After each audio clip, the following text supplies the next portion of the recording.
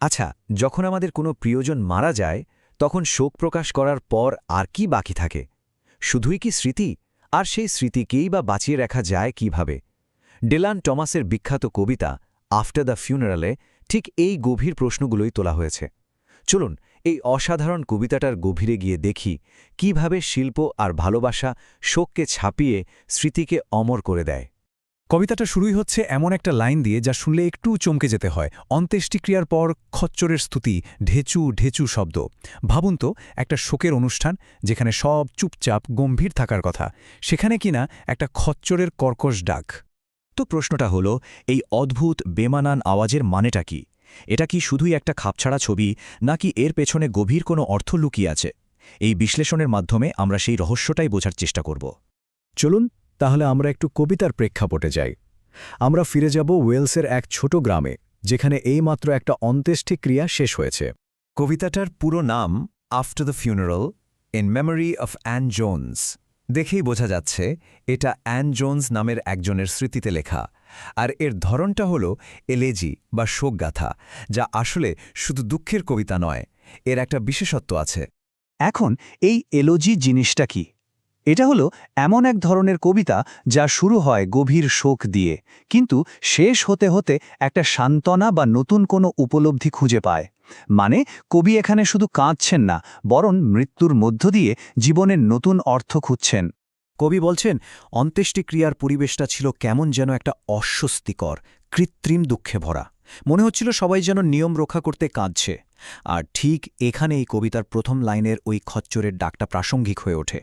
ওই কর্কশ, বেসুরো আওয়াজটা যেন এই লোক দেখানো শোকের বিরুদ্ধে একটা তীব্র প্রতিবাদ।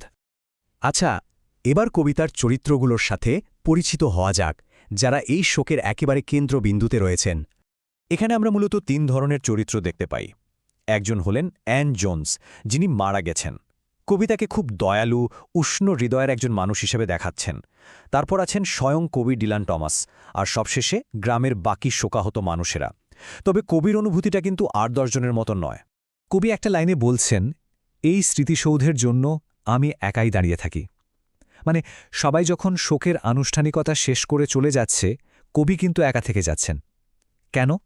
কারণ তিনি শুধু শোক করছেন না, তিনি একজন শিল্পী হিসাবে এই শোককে একটা স্থায়ী রূপ দিতে চাইছেন। আর এই স্থায়ী রূপটা তিনি দিচ্ছেন অ্যান জোন্সকে কেন্দ্র করে। চলুন দেখি এই সাধারণ মহিলাকে কবি কিভাবে এক অসাধারণ স্মৃতিতে পরিণত করছেন, যার মধ্যে একটা দারুণ বৈপরীত্য রয়েছে। এখানে একটা অবিশ্বাস্য চূড়না দেখতে পাওয়া যায়।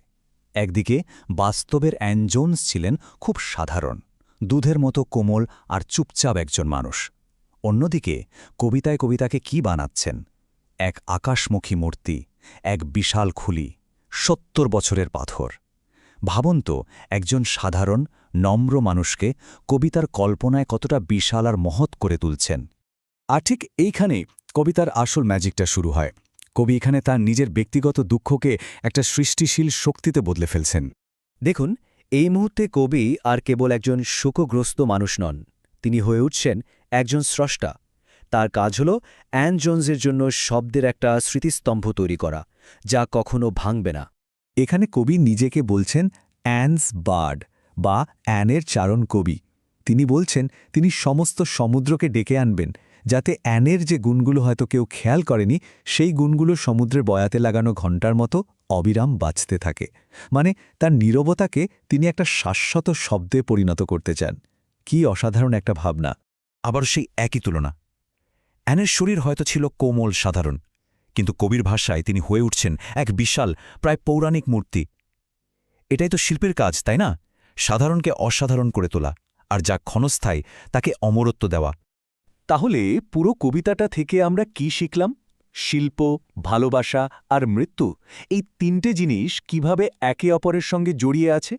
খুব সহজ করে বললে কবিতার মূল বার্তাটা হল, মৃত্যু হয়তো জীবনের শেষ, কিন্তু শিল্প আর স্মৃতি মানুষকে এক ধরনের অমরত্ব দিতে পারে।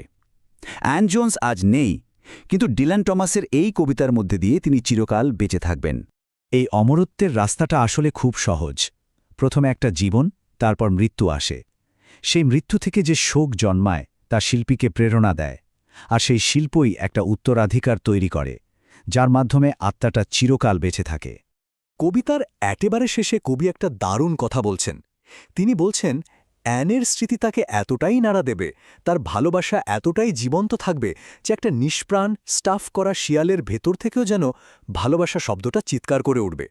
মানে অ্যানের স্মৃতি কোনো শান্ত থেমে থাকা জিনিস নয়, এটা একটা প্রচণ্ড শক্তিশালী জীবন্ত শক্তি।